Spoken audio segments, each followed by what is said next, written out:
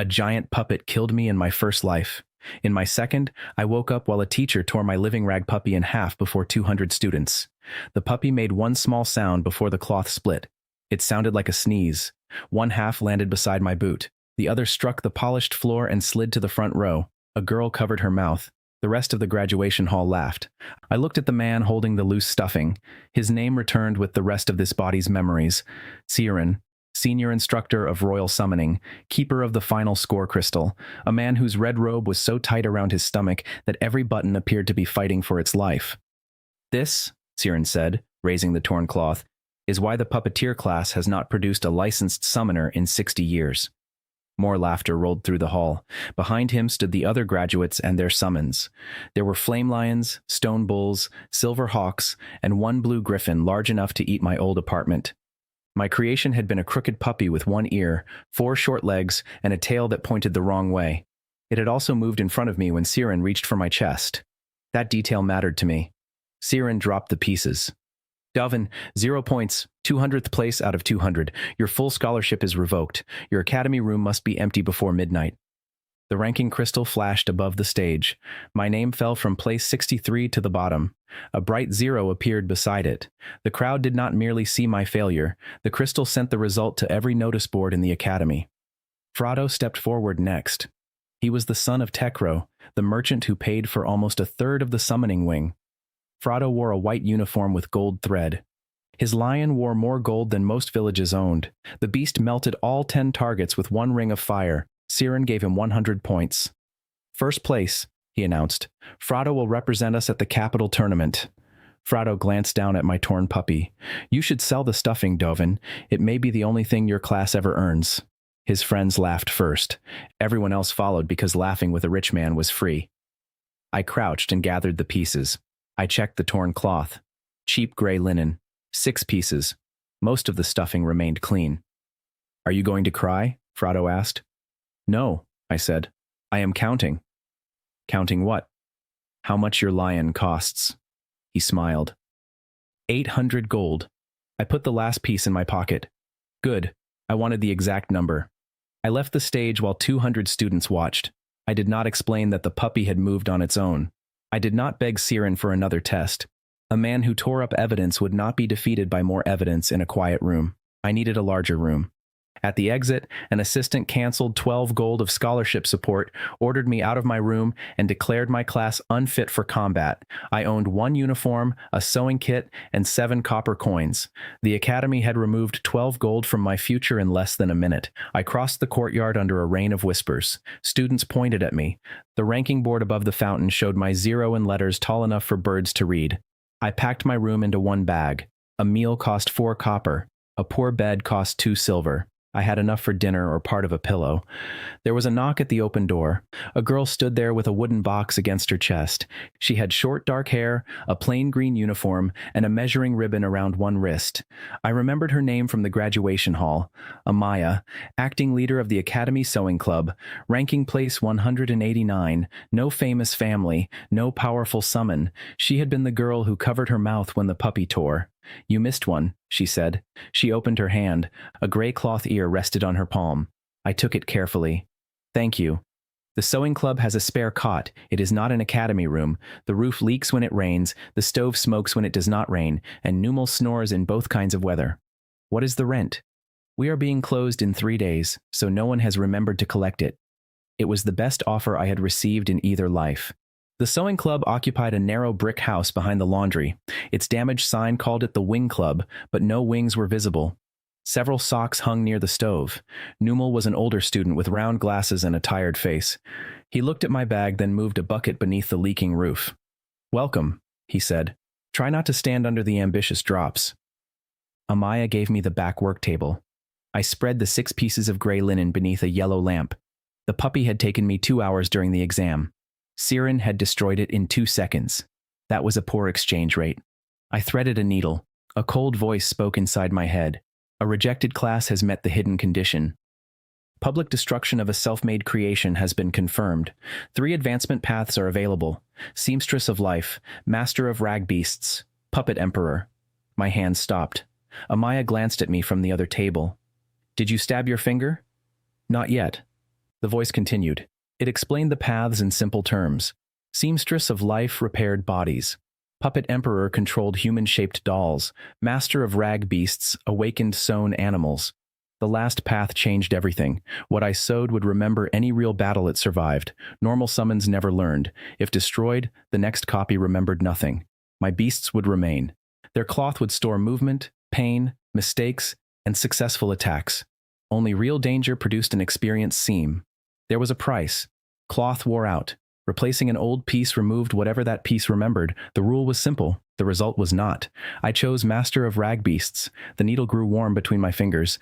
I spent 3 of my 7 copper coins on stronger thread from the club cupboard. Amaya watched me place the puppy's pieces together. "You are repairing it?" she asked. "Yes. Siran will not change the score." "I am not repairing the score." I kept the torn edges visible.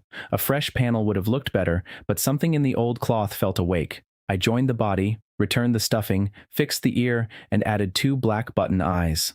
The final stitch closed just before midnight. The puppy inhaled. It was a tiny breath. Its cloth sides expanded. Then it stood and shook itself. One leg remained shorter than the others. Its head leaned left. Its tail still pointed the wrong way. Amaya slowly set down her cup. Numal lowered his newspaper. The cold voice told me the result without showing any window. The puppy had a bite force of 4, a movement score of 3, and 100 points of cloth durability. It had no experience seams. Its total material cost was 3 copper. The puppy walked across the table and pressed its head against my wrist. "Bako," I said. Amaya blinked. "Why Bako?" "He looks like a Bako." "He looks like a sock that lost a legal dispute." Bako sneezed at her. She smiled for the first time. Then something scratched beneath the floor. Numal sighed.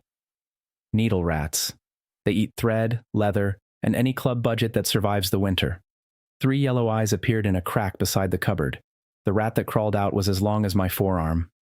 Its teeth shone like steel sewing needles. It smelled the new thread in Bako and charged.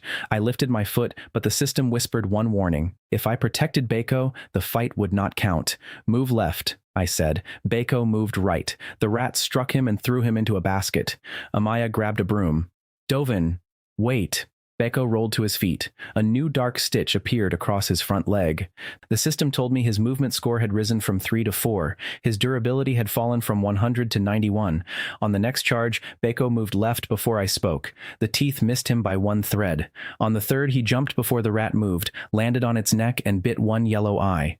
The rat hit the cupboard and Numal's bucket. Water covered the floor. Beko held on until the rat stopped moving. The system counted 1 true victory. Beko's bite force rose from 4 to 5. His movement reached 5. His durability fell to 84. 2 more rats came through the crack. The first had watched him.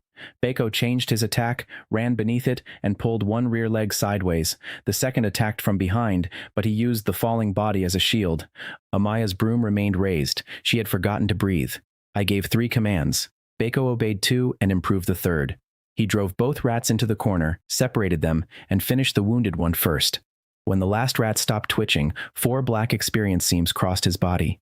His bite force was 7. His movement score was 8. His durability was 72. 3 copper had become stronger than an academy summon worth 5 silver. Numal finally lowered his boots. "Can he hunt more?" "Yes," I said. Beko dropped a rat core at my feet and wagged his wrong tail. Amaya sat down very slowly. Siran called it defective. Siran tested him for 2 seconds. And now? I picked up the 3 small cores. Each one held enough mana to sell. Now he has had a useful evening. At the East Gate collection office, Ovik looked half asleep until I placed 3 needle rat cores on his counter. He saw my torn scholarship mark and refused the sale. Beko climbed onto the counter and placed a steel tooth beside the cores. Ovik stared at him. Amaya and Numel stood behind me as witnesses. "That is the thing from the ranking board," Ovik said. "He has had repairs." "It was torn in half. Major repairs." Ovik examined the bite marks and Bako's new seams. His sleepiness vanished. Each core sold for 4 silver. He counted 12 silver onto the counter. I had spent 3 copper and less than 1 hour of danger. Ovik entered the sale into the public guild ledger. The notice board outside the office flashed. Dovin, class puppeteer, had completed 3 confirmed kills. 5 guards saw it. 2 night students saw it. 1 ran toward the dormitories before the letters finished glowing. Rumors moved faster than fire when no one had to carry water. Siren arrived 10 minutes later with his robe unfastened at the top. Frado followed him, still wearing his tournament cape. "This sale is invalid," Siren said. "That construct failed its examination." Ovik tapped the ledger. "The cores are real." "Then someone else killed them." Amaya stepped forward. "I watched every fight." "A member of the sewing club is not a qualified witness." Numal raised one hand. "I am the club treasurer." "That is worse." More students gathered, some in nightclothes. Everyone wanted to see whether the joke had learned teeth. I placed my sale receipt on the counter. The regulations allow a public retest when a failed summon records 3 real kills within 1 day. Siran's face tightened. The rule existed for noble students whose expensive summons became sick during exams. He could not reject it while Frado stood beside him. "Very well," he said. "A proper target will expose this trick." He summoned a bronze jackal in the yard. The jackal stood twice as tall as Bako. Its metal jaws could crush stone. Siren had used it for beginner combat lessons for 9 years. It always attacked with the same 3 movements: right paw, low bite, turning throw. The students formed a circle. Ovik activated the record crystal. My name and Siran's appeared on the gateboard. Siran looked at the crowd and recovered his smile. "When the toy breaks again, no one will claim the first score was unfair." "That is reasonable," I said. He disliked my answer. The bronze jackal charged. Bako ran straight at it. The crowd shouted. Frado laughed. At the last step, the jackal raised its right paw. Bako folded flat. The metal claws passed above his buttons. He slid under the jackal, bit the thin control cord behind its front leg, and pulled. The jackal stumbled. Siren ordered the low bite. Bako was already climbing its shoulder. The instructor reached out to redirect his summon. His wrist turned in the same way it had turned when he tore the puppy. Bako remembered. He jumped from the jackal and struck Siren's hand. He did not bite the flesh. He caught the red control ribbon between his teeth. Then he pulled. The ribbon came loose. The bronze jackal froze during its turn, and its metal tail struck Siren behind the knees.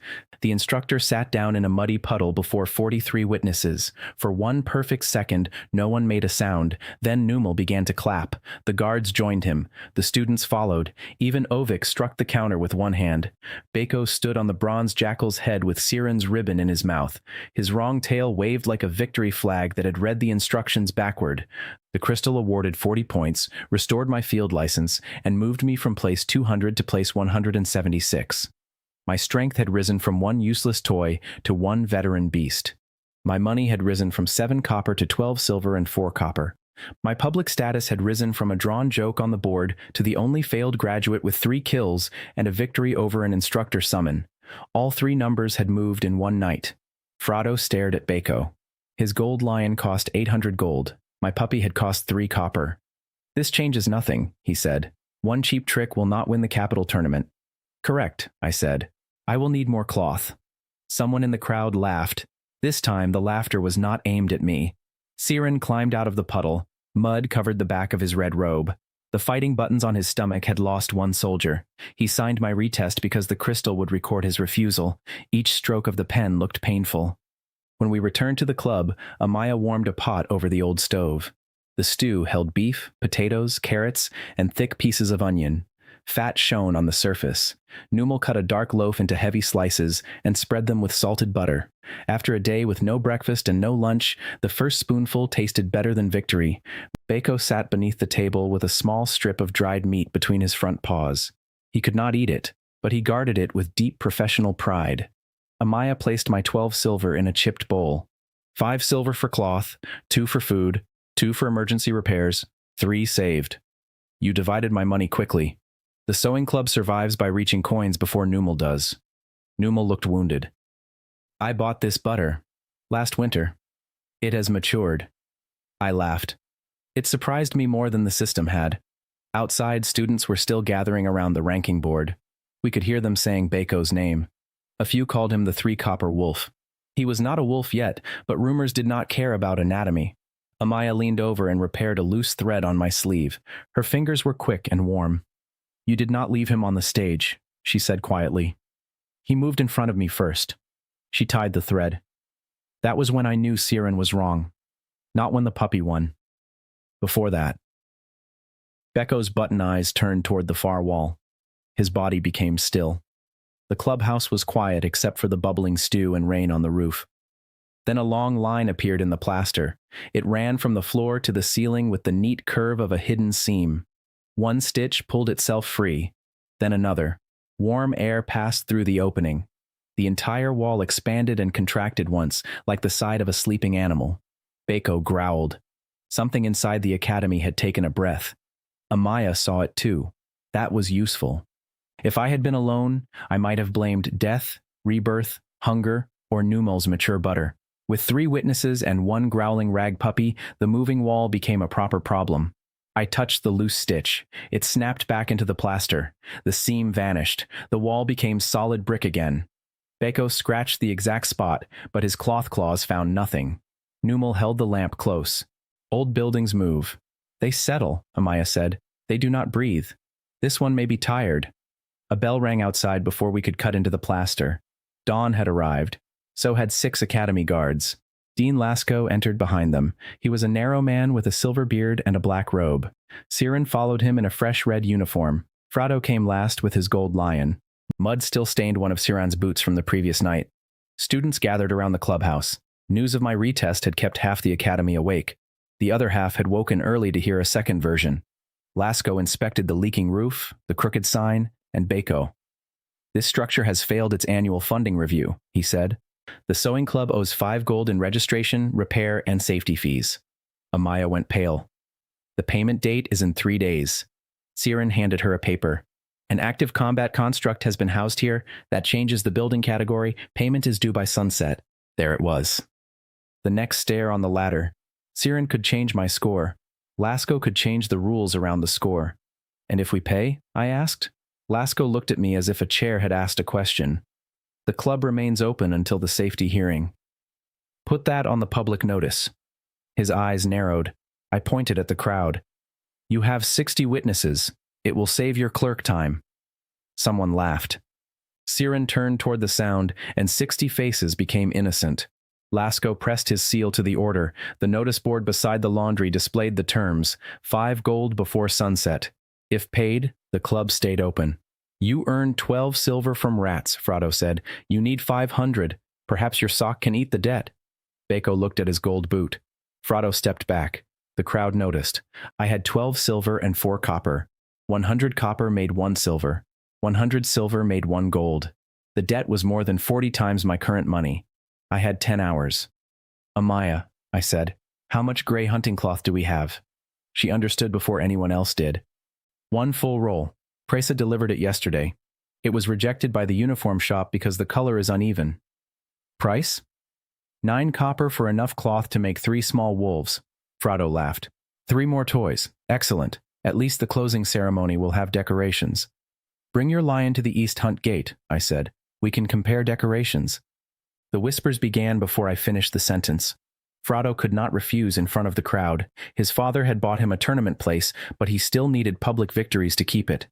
"At noon," he said. "Try to finish sewing before the club becomes my storage room." He left with Kiran and Lasco.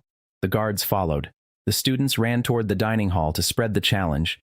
We had less than 4 hours to prepare.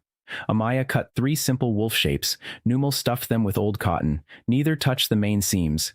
The system required every living stitch to come from my hand. At first, 1 wolf took me 40 minutes. Its legs were straight, its jaw was reinforced, and its ears were large enough to catch movement. The second took 34 minutes. The third took 29. My fingertips bled through the thread. The system did not remove pain. It did not sew for me. It offered 1 broken rule: not free labor. I closed the last body with 7 minutes remaining. All 3 wolves stood. They were larger than Beiko, but less experienced. Each had a bite force of 6, movement of 5, and 100 durability. Their combined material cost was 9 copper. Beiko walked around them. He smelled their seams. Then he struck the first wolf on the nose with 1 paw. The wolf sat down. "A strong beginning," Nummel said. At the east gate, Ovik had prepared a record crystal and a wide smile. Nearly 100 students filled the viewing yard. Dye workers from the lower field stood beyond the fence. Even several instructors had come. Frado waited beside his gold lion. Siren stood with the judges. Lasco watched from a shaded platform. Ovik read the rules aloud. The lower dye fields had a silver moth infestation. Each moth core paid 3 silver.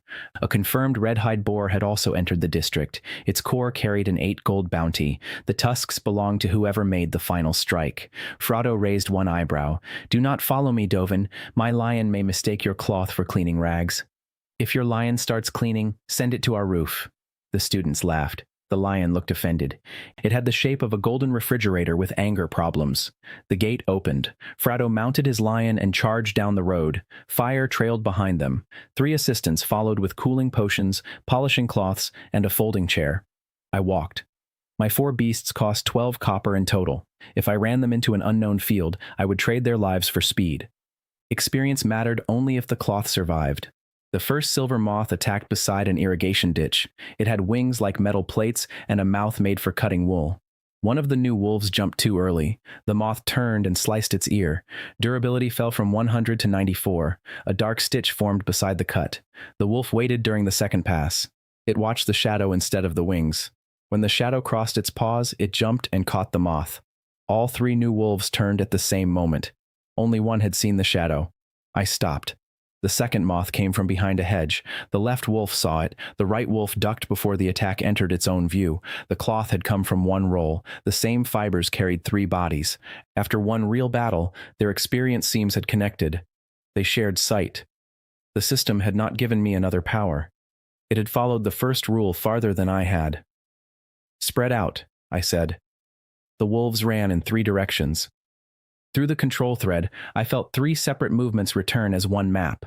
I could not see through their eyes, but each wolf knew what the others knew. Bako had been made from different cloth. He did not share the link. He solved that problem himself. When the next moth fell, Bako pressed his forehead against the first wolf's seam. One of his old black stitches tightened. The wolf copied his low turn during the next attack. Bako could teach by touch. We killed 6 moths in 19 minutes. Their cores were worth 18 silver. The wolves increased their average movement from 5 to 7. Their bite force rose from 6 to 8. The weakest still held 87 durability. My money had not yet reached 1 gold, but my force had become a pack.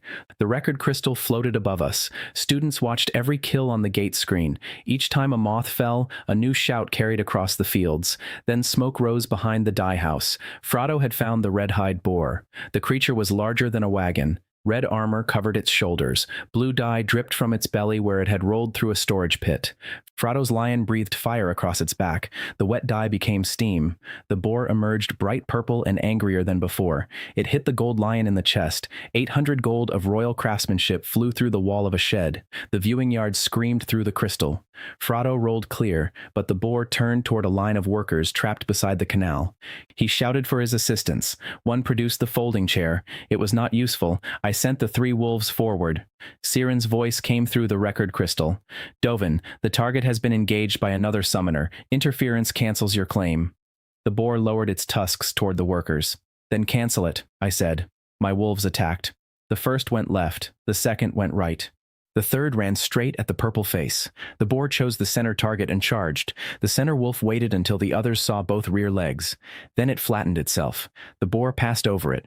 2 cloth jaws closed on the tendons behind its knees. The bites could not pierce the armor. They did not need to. The wolves pulled in opposite directions. The boar stumbled, but it did not fall. It kicked the right wolf into a fence. Durability dropped from 91 to 58. The shared link shook. All 3 wolves felt the impact. They also learned the timing. Bako ran past me. "No," Amaya said through the observer crystal. She was watching from the gate.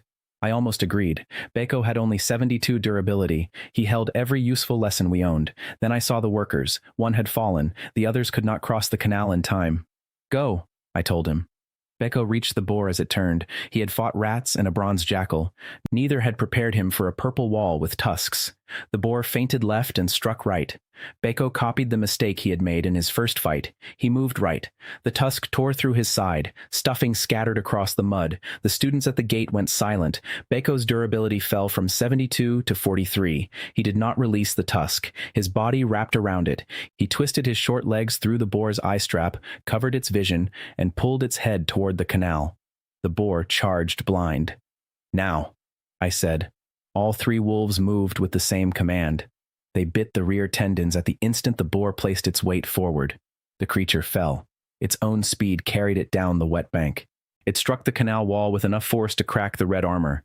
Beiko rolled free. The first wolf saw the exposed seam. All three attacked it before the boar could rise. Frado's lion crawled out of the broken shed. Its golden mane was blue. One assistant tried to polish it while it was still moving. The boar roared and threw the wolves aside. Beiko jumped onto its back. He pressed his forehead against the shared cloth. 4 old experience seams tightened. The lesson passed through all 3 wolves. They changed their stance at once. Beiko had remembered the bronze jackal's turn. The pack used the same motion on a larger body. One wolf pulled the left leg, one drove the right shoulder, the last struck the cracked armor. The boar rolled onto its side. Beiko buried his cloth jaws in the exposed core channel. The red-hide boar stopped moving before 200 distant viewers and 30 dye workers. For 3 breaths, the field was quiet.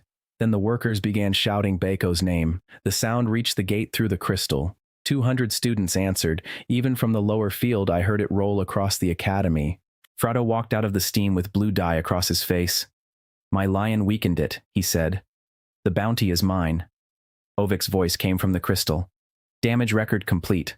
Frado's lion caused 3 parts in 100. The fall caused 10. Dovin's constructs caused 87. The screen at the gate displayed the result. Frado looked at the workers. He looked at the record crystal. He looked at his blue lion, which had climbed onto the shed roof and refused to come down. "You may keep the tusks," I said. "They match your face." A dye worker laughed so hard, he sat down in the mud. The others joined him. At the gate, the sound became thunder. Frado's assistant stopped polishing. Ovik met us at the field station. He counted 8 gold for the core, 3 gold for the tusks, 18 silver for the moths, and 2 gold from the workers' emergency fund for saving 6 lives. The total was 13 gold and 18 silver. I placed 5 gold on Lasco's sealed order before sunset. The payment flashed across every academy notice board. The sewing club debt changed to 0. My confirmed combat score moved me from place 176 to place 92. Students crowded the laundry yard. Some carried strips of cloth for Beiko. Others asked Amaya when the club would accept new members. That morning we had 3 active members. By evening, 47 students had written their names on the door. Lasco arrived with Siran. He examined the gold, the public order, and the crowd. Wild animals are not academy summons. This proves income, not safety. The notice promised the club would remain open, I said, until a safety hearing. When? He handed me another sealed paper. Tomorrow. You will need to deposit 30 gold and defeat 10 registered summons. Failure will classify every rag beast as forbidden property. The crowd heard him. So did the notice crystal. Lasco could not deny the paid debt, so he created a larger one. He turned away while students whispered that the dean feared a cloth puppy. His back became straighter with every whisper. Inside the club, Amaya repaired Beiko without replacing his old panels. She pushed the stuffing back through the tusk hole and closed it with red thread. His durability rose from 43 to 61, but the scar remained. Removing the scar would remove the lesson. Presa, the fabric seller, delivered a basket from the grateful dye workers. It held thick cuts of boar meat, red apples, onions, and small golden potatoes. Numal fried the meat in a black pan. The edges became brown and crisp. Amaya added apple slices until the juice mixed with the salt and fat. We crushed the potatoes with butter and roasted the onions beside the stove. The club smelled warm enough to make the rain wait outside. Beiko sat on my foot while the 3 wolves slept beneath the table. I counted our money. After the debt, repairs, food, and 1 gold reserved for cloth, we held 7 gold and 12 silver. In the morning, I had owned 12 silver. My force had grown from 1 beast to 4. My ranking had risen 84 places. We still needed 30 gold by the next afternoon. Amaya wrapped my bleeding fingertips in clean strips. "You could leave. 7 gold is enough to live outside the academy. And let Lasco take the club." I wanted to hear you say it. Her hand remained around mine for one quiet moment. Then all three wolves opened their button eyes.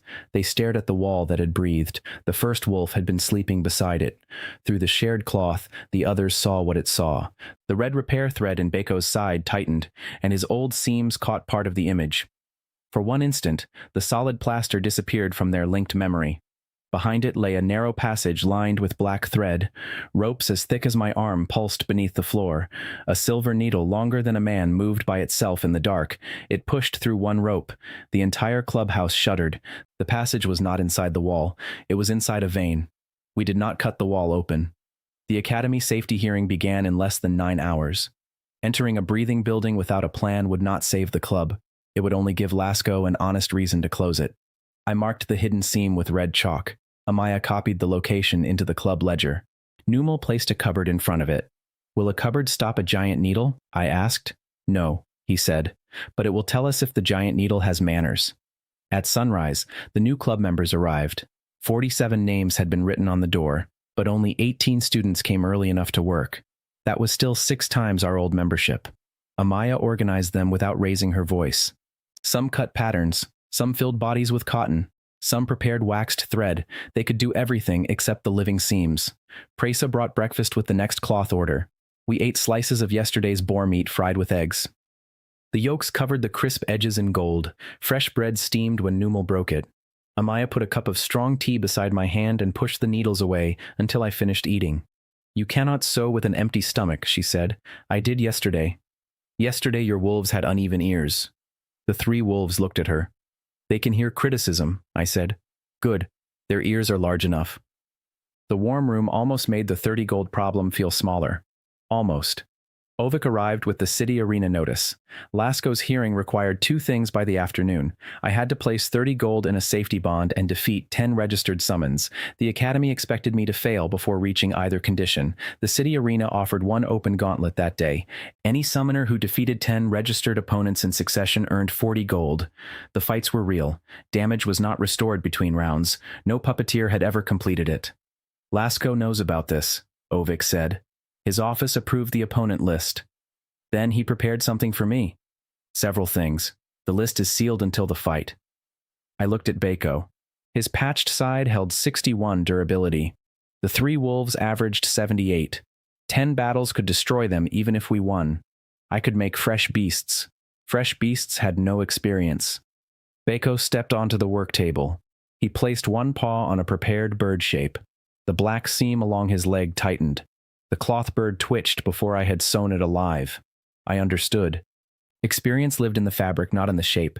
If I removed an old patch and placed it inside a new beast, the memory could move with it. It would not copy. The donor would lose whatever the patch held.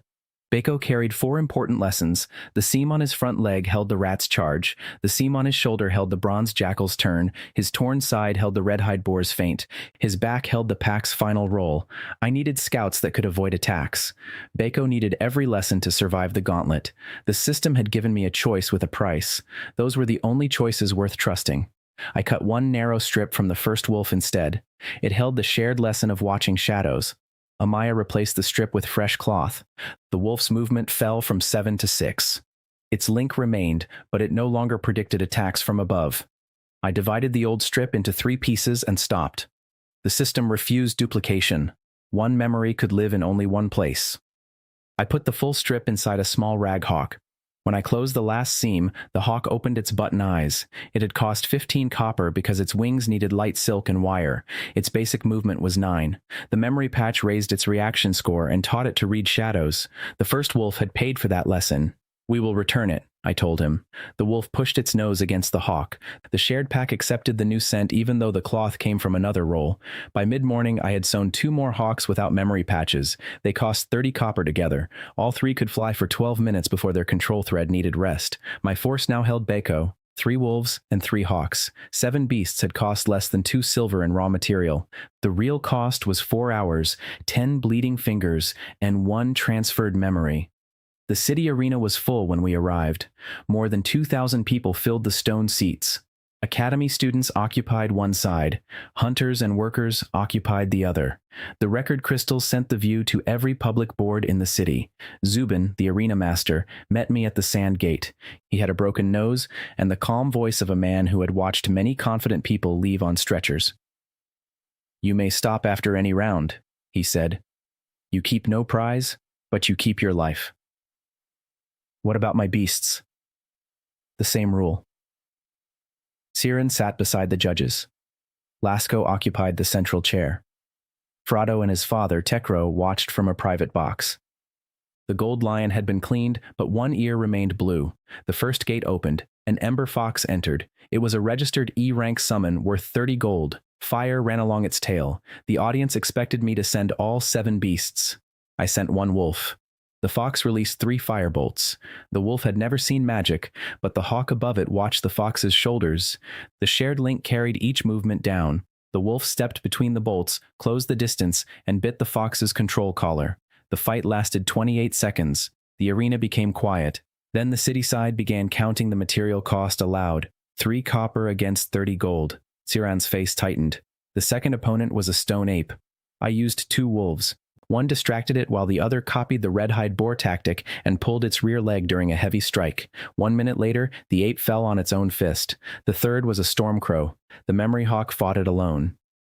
The crow was faster, but it looked at its target before every dive. The hawk watched the shadow and moved first. 3 victories raised its movement from 9 to 12. 2 new experience seams formed beneath its wings. Its durability fell to 74. The city crowd shouted every time it turned. The 4th opponent was a water snake. The 5th was an iron ram. Beko entered both fights. Against the snake, he learned to use its body as a rope. Against the ram, he stepped inside the horns and turned its charge against the wall. After 5 rounds, we had won in 11 minutes. Beko held 48 durability. The wolves averaged 63. The hawks averaged 81. Our strength had risen, but every lesson was written in damage. Zubin raised 1 hand for the rest period. Lasco stood. The safety hearing requires combat against 10 registered summons. It does not require individual rounds. The 5 remaining gates opened together. The audience shouted in anger. A frost cat, 2 razor hounds, a mud crab, and a vine stag entered the sand at once. Their combined value exceeded 1,000 gold. Siren spread his hands. Examiner discretion. Frado smiled from the private box. Tekro did not. His father watched the record crystals rather than the arena. A merchant understood when a bad bargain had too many witnesses. Zubin turned toward Lasco. The arena rule states succession. The academy hearing does not. If I refuse, the boy fails the safety condition. Every word passed through the crystals. Lasco had made his motive public. He did not need to hate me. He needed my class to fail because Tekro's money, Siren's score, and Frado's tournament place were tied together. If a 3 copper wolf could learn, the entire summoning wing had sold students an expensive lie. I sent all 7 beasts into the arena. The vine stag struck first. Green cords covered half the sand. The hawks flew above them and shared every safe gap with the wolves. The pack moved through the vines as if the ground had drawn a map. The frost cat breathed white mist. 1 hawk lost ice across a wing and fell. Beko caught it on his back before the mud crab's claw closed. The crowd screamed. Beko's durability fell to 39. The hawk held 26.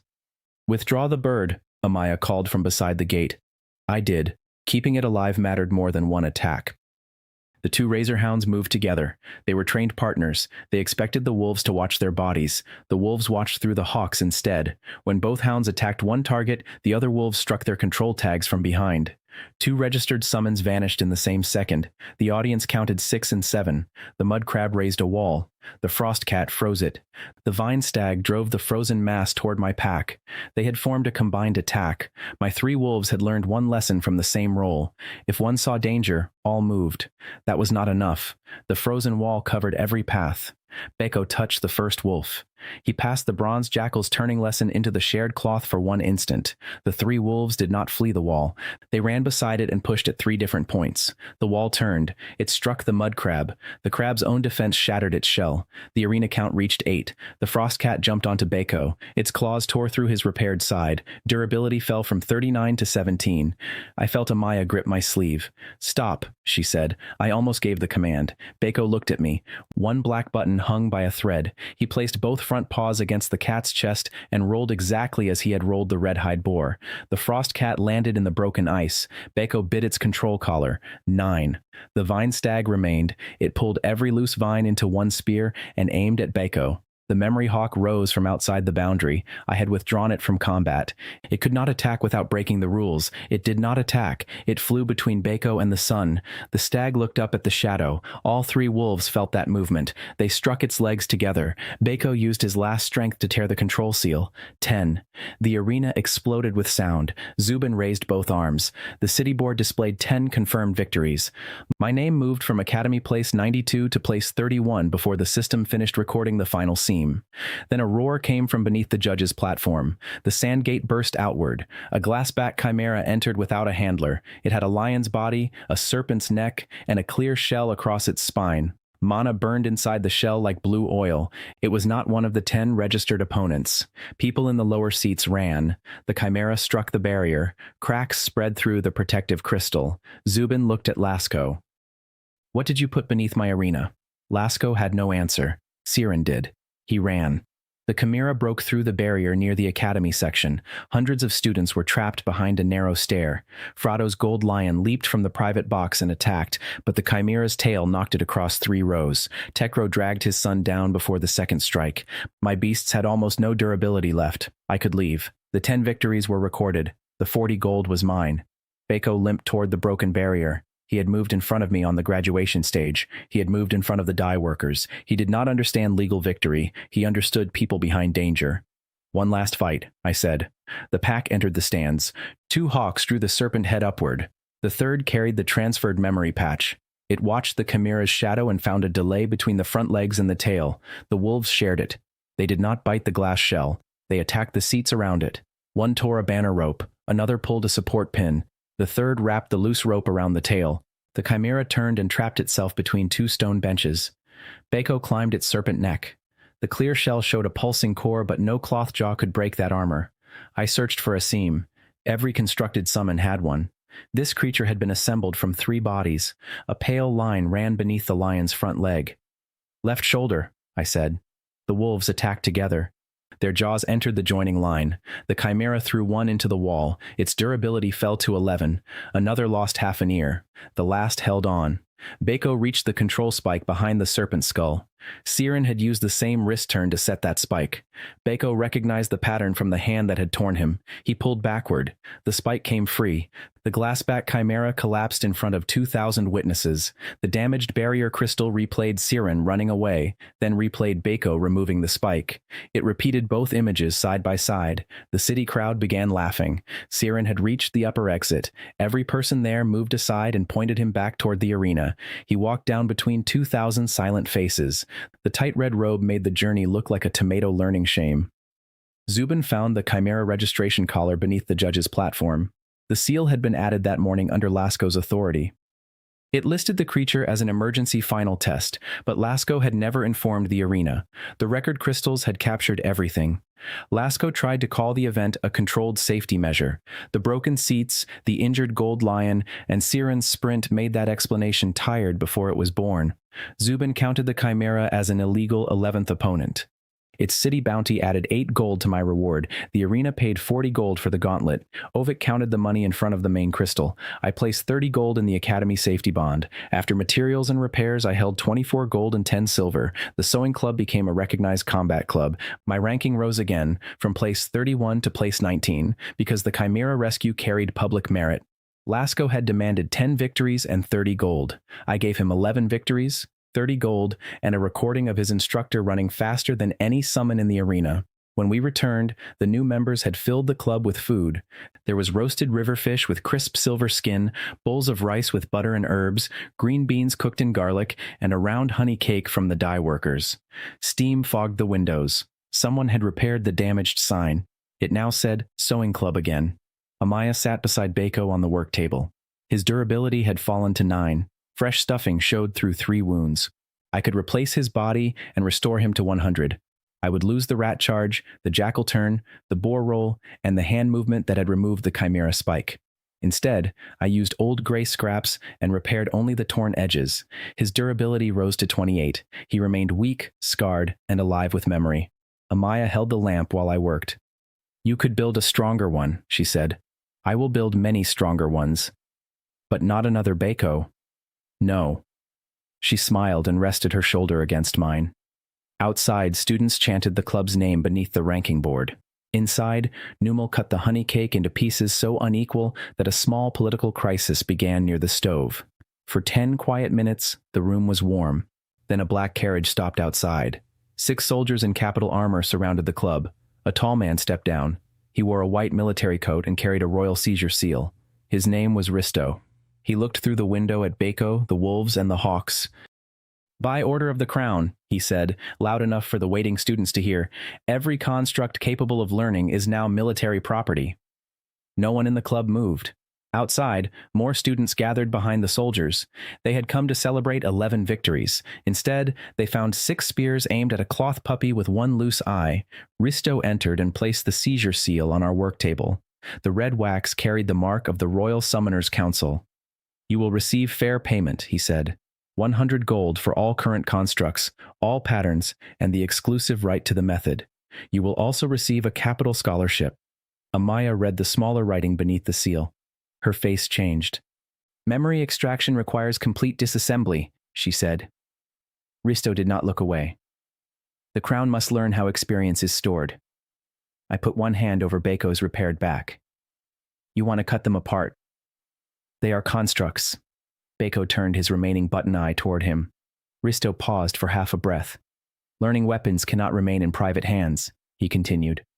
6 years ago, an adaptive stone swarm stopped obeying its maker. It destroyed a border village before the army contained it. I will not wait for cloth to become more dangerous than stone. Unlike Siren and Lasco, Risto believed taking Beiko apart would save lives. He was still trying to take Beiko apart. No, I said. The word reached the students outside. A whisper passed through them. Risto rested 2 fingers on the seal. This is not a purchase request. Then why offer money? Because service should be rewarded. Disassembly is not service. One of the soldiers almost smiled. Risto saw him. The smile died young. I picked up the order. Royal law filled both sides. This body's academy education had included one useful subject. Rich summoners loved regulations because regulations kept poor summoners away from their property. The order classified my beasts as autonomous adaptive weapons. They are not autonomous, I said. They fight after your control thread is cut. The arena recording proves it. They complete learned movements. They still accept my commands. Then prove command dependence under a royal suppression field. Risto had stated the appeal condition before witnesses. If I passed a public control trial, the constructs remained mine until a council hearing. If I failed, he could take them at once. When? I asked. Tomorrow at noon. During the capital tournament qualifier? Opponent? My Iron Bear. Numal stopped chewing his honey cake. The Iron Bear was a military summon built to break castle gates. It weighed more than 5 wagons and cost 300 gold. A suppression crystal in its chest severed enemy control magic across the arena. Risto looked at my 7 damaged toys.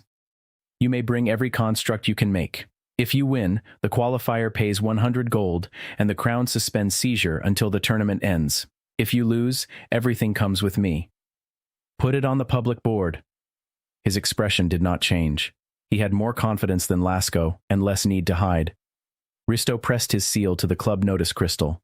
The terms appeared across the academy and the city. Students outside read them aloud. Tomorrow, noon. Davin's entire collection against the Royal Iron Bear.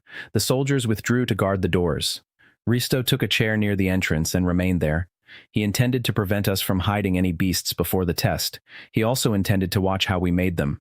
I covered the work table with a sheet. The order lets you inventory finished constructs, I said. It does not give you the patterns before seizure. Risto moved his chair outside.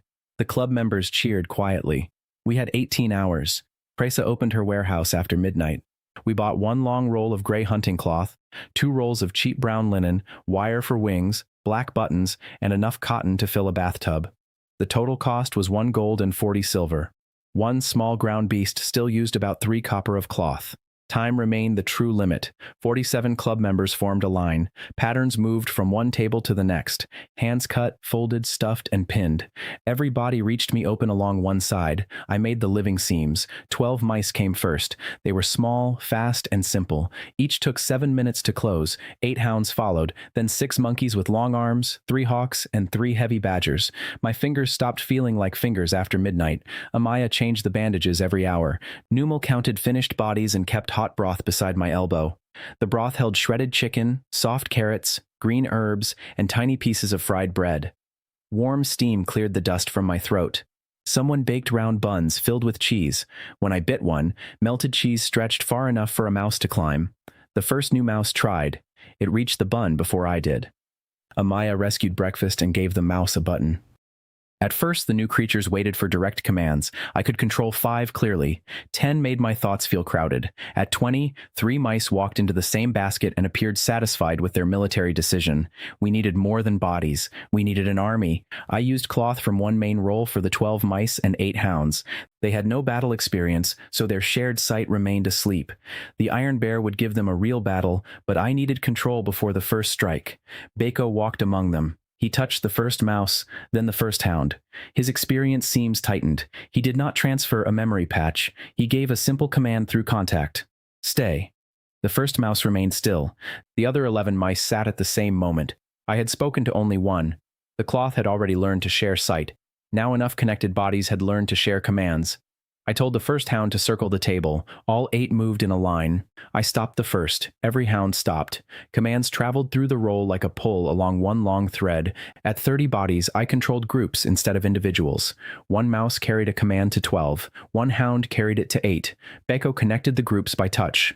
By sunrise, 39 rag creatures stood in the club. 7 were veterans. 32 were new. Their total raw material cost was less than 2 gold. Their combined cloth durability exceeded 3,000. Their useful experience remained concentrated in Bako, the wolves, and 1 hawk. I held 22 gold and 70 silver after supplies. My academy rank remained 19. By noon, either every number would rise or everything would become 0. Risto inspected the army outside. For the first time, his confidence moved. In a month, you could make 1,000, he said. In a month, I would need new fingers. This is why the crown must control them, he said. This is why the crown must watch the trial. The capital qualifier used the Academy's grand field. 5,000 spectators filled the stands. More watched through record crystals in the city. Royal banners covered the stone walls. Frado waited with the other finalists. His gold lion had a new mane and no blue ear. Lasco sat at the edge of the official platform. After the Chimera recording, he had lost the central chair. Siren stood behind him without a judging ribbon. Risto entered the field beside the Iron Bear. The military summon was wider than the clubhouse door and taller than 2 men. Black metal plates covered its body. A blue suppression crystal glowed in its chest. Each paw left cracks in the arena floor. My 39 beasts entered from the other side. The audience laughed at the mice. Then Bako walked to the front, and laughter changed into applause. His body was mostly scars. One eye hung lower than the other. He had 28 durability and more real victories than most graduates. Risto raised his hand. The trial has 2 conditions. Dovin must maintain control under suppression.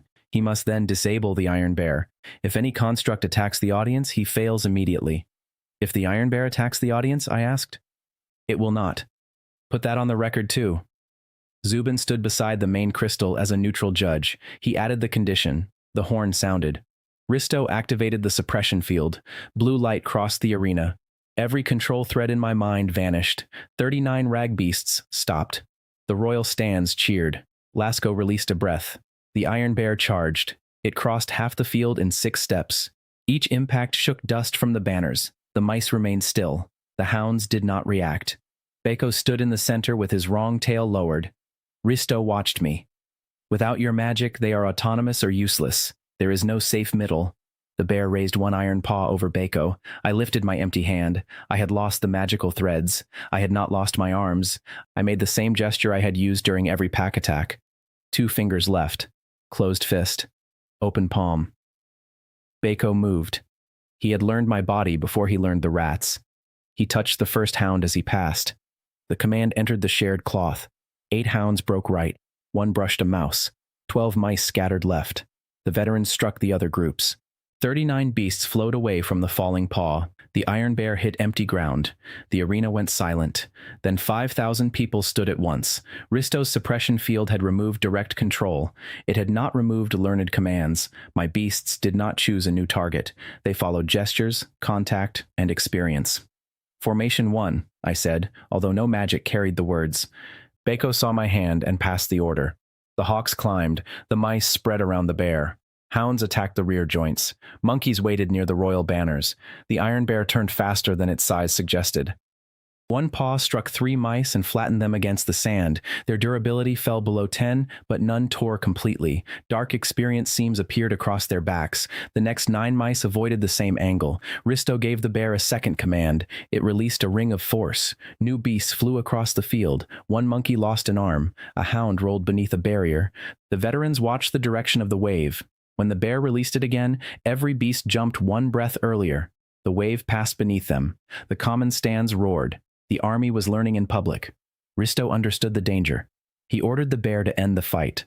Metal plates opened along its shoulders. 2 heavy chains fired toward Bako. The memory hawk saw the launch. The shared wolves moved before the chains crossed the field. One knocked Bako aside. The other 2 allowed the chains to pass between them, then wrapped the links around the bear's rear legs. The chains belonged to the bear. Now they held it. The monkeys climbed the walls and cut down 6 royal banners. They did not damage the cloth. Amaya would never forgive that. They carried the long banners over the bear and fed them to the hounds. The hounds ran in opposite directions, red and gold fabric wrapped around the Iron Bear's head. It looked like a giant metal gift that no one wanted to open. Risto ordered it forward. Blind, the bear followed his voice. I pointed toward the empty judge's table beside him. Bako passed the gesture. The mice pulled 1 banner left. The hounds pulled the other right. The bear turned between them, charged the voice, and carried the table away with its forehead. Risto stepped aside. Lasco did not move fast enough. The table struck his chair and tipped him backward into a basket of ceremonial flowers. 5,000 people saw only his boots. Siren tried to help. Lasco pulled him into the basket too. The common stands shook with laughter. Risto did not look at them. He canceled the suppression field and drove a direct shutdown command into the bear.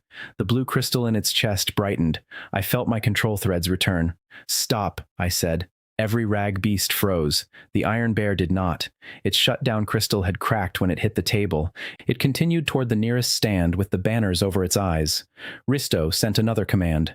Nothing changed. The crowd stopped laughing. Bako, I said. Protect. My army moved again. The badgers dug their claws into the sand. The hounds pulled the chains. The monkeys tightened the banners.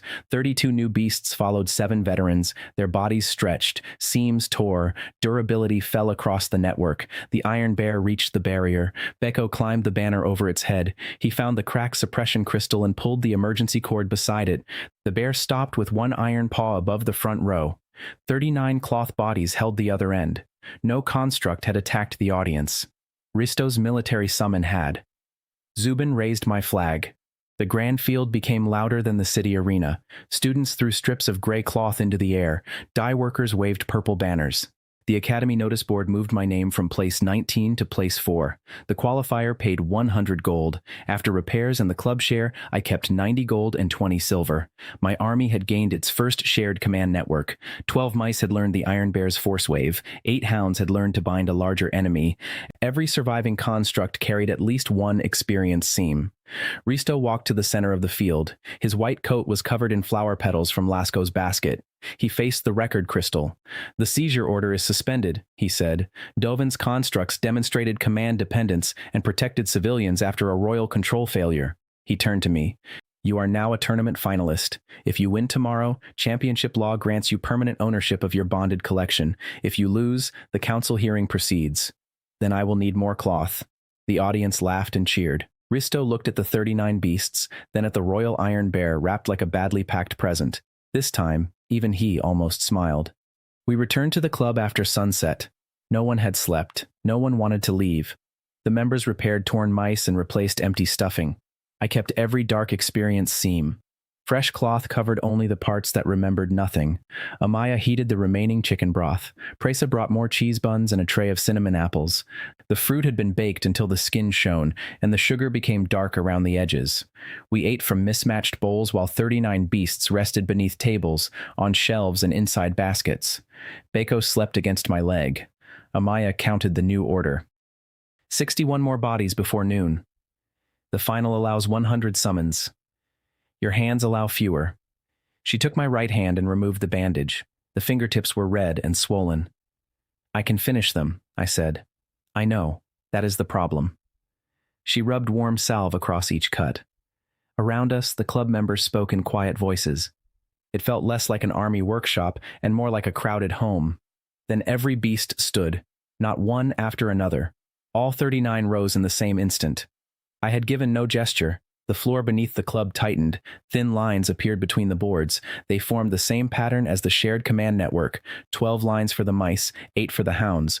Smaller groups for the monkeys, hawks, badgers, wolves, and Bako. Something below us had watched the trial through their memory. A voice traveled through the walls. It was deep, slow, and made from wood rubbing against thread. It repeated the final command I had given in the arena. Protect. The voice faded into the floor. Numa looked at the cupboard covering the wall seam. It has manners. It waited until after dinner. The cupboard moved by itself. Numal stepped behind Amaya. We lifted 3 floorboards. Beneath them, the foundation should have been stone. Instead, layers of dark fabric stretched into the earth. They were packed tighter than ship rope and warm enough to steam in the cold air. One thread moved when Bako moved. 39 smaller lines followed the rest of the army. The thing beneath the academy had copied our command network.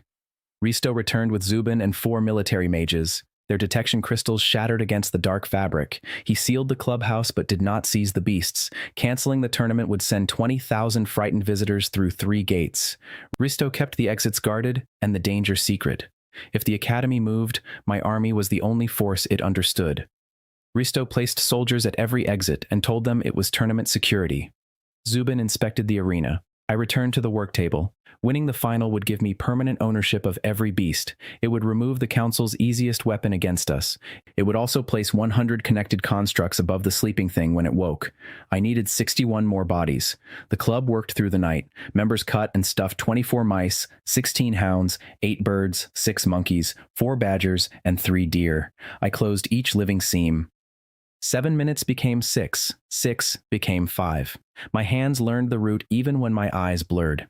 Amaya counted every finished body and forced me to drink water after each group of 10. Ground beasts used 3 copper of cloth each. All 100 bodies used under 4 silver of cloth, while thread, stuffing, wire, and medicine raised preparation to 2 gold and 30 silver. Frodo's 3 tournament summons cost more than 2,000 gold. Before sunrise, my right index finger stopped closing. Amaya took the needle from me. 20 bodies remain, I said. Your hand is shaking. The final starts in 4 hours. She placed a bowl in front of me. Thick oat porridge filled it, mixed with cream, honey, and small pieces of baked apple. Warm bread rested beside it. The crust cracked under my thumb, and butter melted into the center. Eat, she said. That is not a sewing technique. It is now. I ate. She soaked my hand in warm salt water and changed the bandage. Around us, tired students slept in chairs while finished dolls guarded them. Bako sat on the table and watched the needle. You were the first person who saw him, I told Amaya. I saw you pick him up. That was not impressive. 200 people were laughing. You still treated a torn toy as if it mattered. That was more impressive than the lion. She tied the bandage and kissed my bruised knuckle once. It was quick, simple, warm. Then she returned the needle. 20 bodies, she said. Do not make me regret the medicine. I finished the 100th beast when the tournament bells began. All 100 stood. The veterans became network centers. Bako connected the wolves. Each wolf led hounds. The memory hawk led birds. And mice carried sight along the ground. I felt 7 main paths instead of 100 threads. The network also carried strain. When one new mouse stumbled, 11 others felt the surprise. If one group panicked, fear could move faster than my command. Shared strength created shared weakness. I divided the army into 7 groups. Each could act alone if another failed. Bako remained the link between them. He had 28 durability, 1 working eye, and enough scars to look like a road map drawn during an earthquake. You stay behind me today, I told him. He walked in front. 20,000 spectators filled the grand field. Royal officers, students, and city workers watched through the Capital Crystal Network. My army entered through the west gate. The first mice appeared. People laughed. The hounds followed. Then the birds, monkeys, badgers, deer, veterans, and Bako entered. The count above the gate climbed until it reached 100. The laughter became a roar. Frodo entered through the east gate. His gold lion walked first. A storm griffin flew above it. A silver river serpent coiled around a floating platform. Tekro had purchased the griffin after the Diefield failure. The serpent belonged to the Academy's sponsor collection. Their combined insured value was 2,400 gold. Frodo wore a new white coat. He looked tired. Tekro had warned that losing to Cloth would cost Frodo his inheritance and capital post.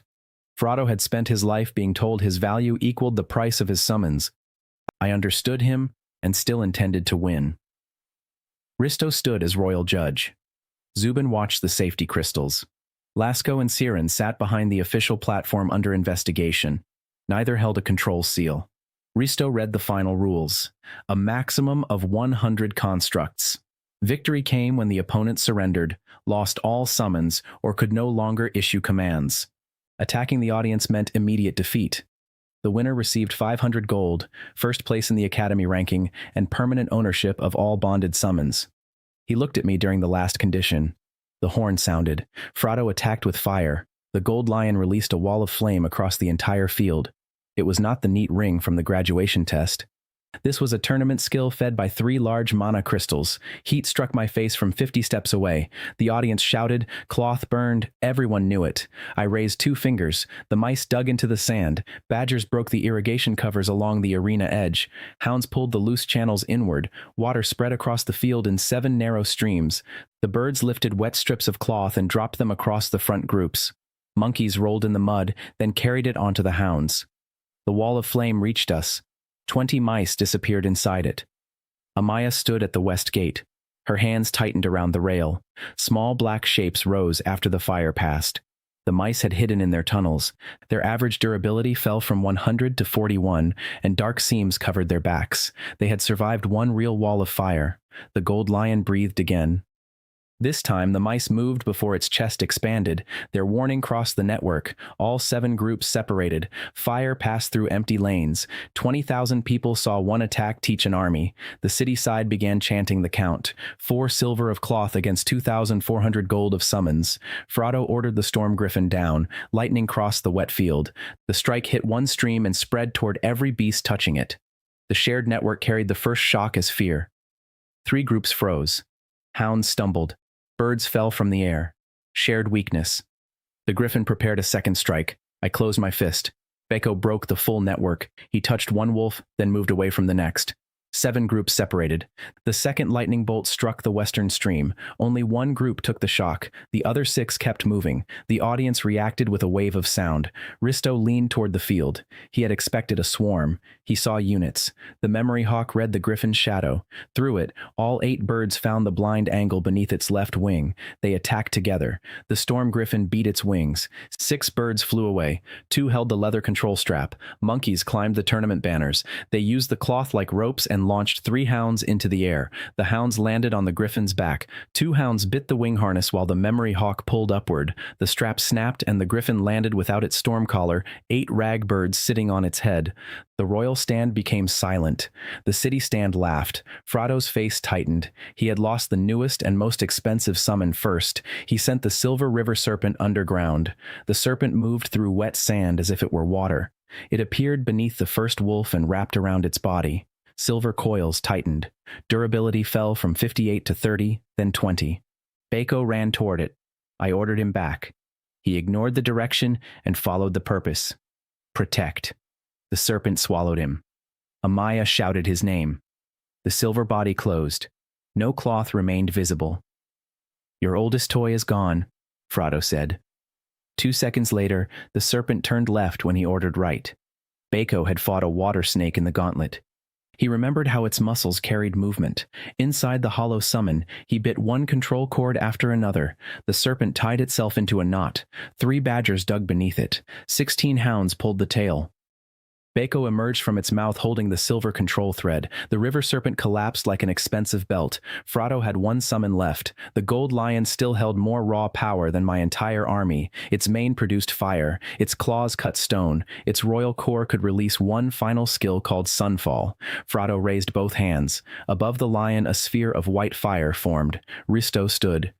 That skill exceeds the approved barrier level. It is registered, Lasco called from behind him. Zubin checked the safety crystal. The barrier will not hold. Frado heard them. He saw the lower stands. His hands shook. Tekro rose in the sponsor box. Finish it. Frado looked at his father. The white sphere grew. This was no longer only arrogance. It was fear with an audience.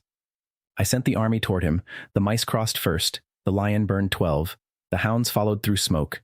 The lion struck 8 aside. Monkeys dropped from banners. Birds attacked the mane. Badgers reached the front legs. Every group used a lesson from the previous 4 days. They watched shadows. They turned charges. They bound larger bodies. They moved before force waves. When one group learned the lion's paw angle, Baco carried the lesson to the next. The army grew smarter and broke at the same time. Seams opened. Cotton filled the air like gray snow. One hawk lost both wings. A deer burned, and Baco dropped to 9 durability. The Sunfall sphere reached its final size.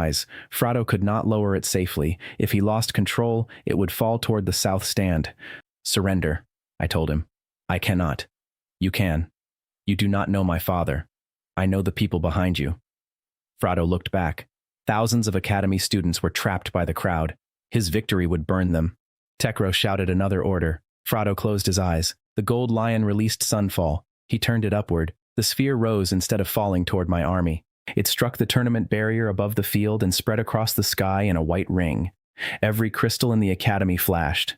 Frado fell to one knee. He had emptied his mana. The gold lion remained active, but its mane went dark. Baco reached it first. He could have torn the core cord. Instead, he touched the lion's forehead. The hounds bound its legs. The mice covered its eyes. The monkeys tied its tail to a tournament post. 4 badgers sat on its paws.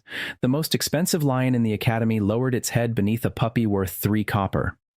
I stopped my army 1 step from Frado. Can you still issue commands? Risto asked him. Frado looked at the bound lion. He looked at the burned cloth across the field. Then he looked at his father. No, he said. The royal crystal declared my victory.